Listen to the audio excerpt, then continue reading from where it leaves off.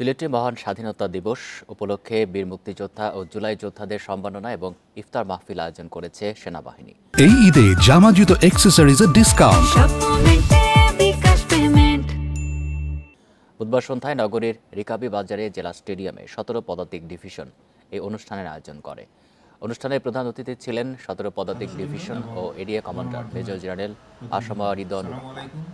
অনুষ্ঠানে আরও উপস্থিত ছিলেন বীর মুক্তিযোদ্ধা, জুলাই গণ অভ্যুত্থানে অংশগ্রহণকারী নিহত পরিবারের সদস্য, বৈষম্য বিরোধী ছাত্র আন্দোলনের স্থানীয় সমন্বয়ক সহ প্রশাসনের বিভিন্ন পর্যায়ের কর্মকর্তারা। এ সময় মুক্তিযোদ্ধা ও জুলাই যোদ্ধাদের হাতে সম্মাননা স্মারক তুলে দেন প্রধান অতিথি।